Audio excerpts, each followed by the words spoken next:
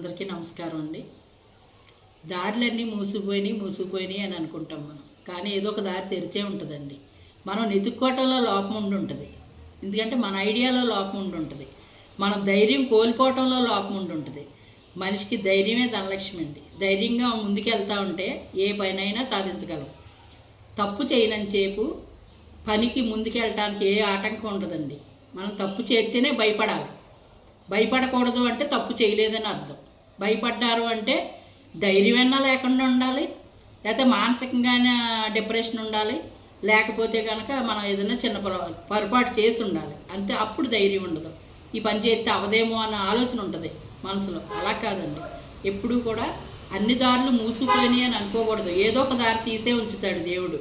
ఆ దారి కోసం చూసుకోవాలి తప్ప దారులన్నీ మూసుకుపోయినాయి ఇంకేమీ చేయలేను నేను అని అనుకోకూడదండి. దారులు తెరిచే ఉంటాయి. మనం వెతుక్కోవటంలో లోపాలు ఉంటాయి.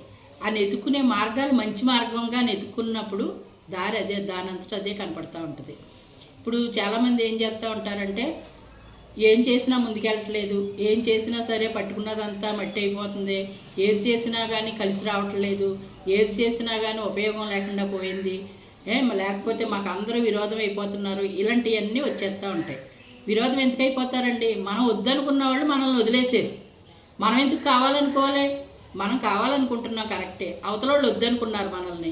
వద్దనుకున్నప్పుడు పాకుళ్ళాడి వాళ్ళు వెనకాల పడి బతిమాలుకుని మాట్లాడుకోవాల్సిన పని ఉండదు కదండి. అందుకోసం మనం పక్కన ఉంటే అవసరం అనుకుంటే వాళ్ళే మాట్లాడతారు, అప్పుడు మాట్లాడవచ్చు, కంగారు పడకూడదు. అదొకటి. ఇంకొకటి ఏంటంటే, దారులన్నీ మూసుకుపోయినాయి, మాకు ఏది పట్టుకున్నా కలిసి రావట్లేదు అని అనుకోవటే తప్పండి. పొద్దున్నే లేవగానే భగవంతుడికో నమస్కారం పెట్టుకుని అప్పుడు అనుకోవాలి మనసులో, ఇదేమైనా నేను చెయ్యాలి అని ఒక సంకల్పం మనం మనసులో నాటుకున్నప్పుడు తప్పనిసరిగా మనం సాధించగలుగుతాం.